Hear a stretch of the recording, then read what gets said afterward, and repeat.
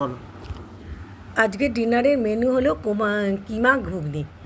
এই কিমাটা 150 গ্রামের মতন আমি মাটন কিমা কিনে এটাকে আদা, রসুন, লঙ্কা, কাশ্মীরি লঙ্কা আর পেঁয়াজ, টমেটো দিয়ে সবগুলোই বেটে নিয়ে সবগুলো বেটে নিয়ে এটা আমি মাংসর কিমাটাকে ম্যারিনেশন করলাম। তার সঙ্গে যোগ করলাম হলুদ, কাশ্মীরি মির্চা, কাশ্মীরি মির্চা আর তার উপর সমস্ত কিছু ম্যারিনেশন হয়ে গেলে তার উপর দুপালা সর্ষের তেল ছড়িয়ে আমি এটাকে 6 ঘন্টার জন্য ম্যারিনেশন করে রেখেছিলাম।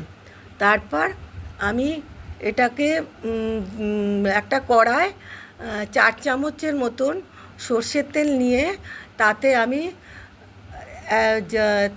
তাতে আমি দারচিনি, ছোটো এলাচ আর লবঙ্গ আর একটু জিরে, গোটা জিরে ফোড়ন দিয়ে আমি এই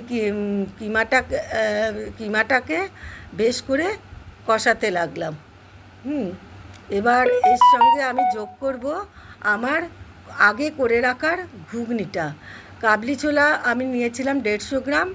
সেই ঘুগনিটাকেও আমি ওভারনাইট ভিজিয়ে তারপর আবার 4-5 ঘন্টা জল ঝরিয়ে রেখে তার সঙ্গে আমি দুটো টমেটো, 3টে পেঁয়াজ, 7-8টা রসুন কোয়া আর 2 ইঞ্চি আদা, এগুলো সব একসঙ্গে পেস্ট করে নিয়ে ওই ঘুগনির সঙ্গে আমি ম্যারিনেশন করে রেখেছি। এবার ঘুগনির জন্য একটা স্পেশাল মশলা ছিল, শুকনো লঙ্কা, গোটা শুকনো লঙ্কা, তা এলাচ, দারচিনি, লবঙ্গ, জায়ফল, জয়িত্রী আর মৌরি আর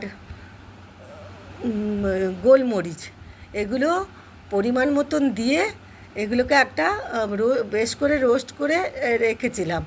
তারপর এই ঘুগনির সঙ্গে আমি ওটা ঘুগনিটি করার সময় আদা, পেঁয়াজ, রসুন এইসব সহযোগে ঘুগনি কষার সময় জল দিয়ে আমি ওই মশলাটাকে পরে মিশিয়ে দিই।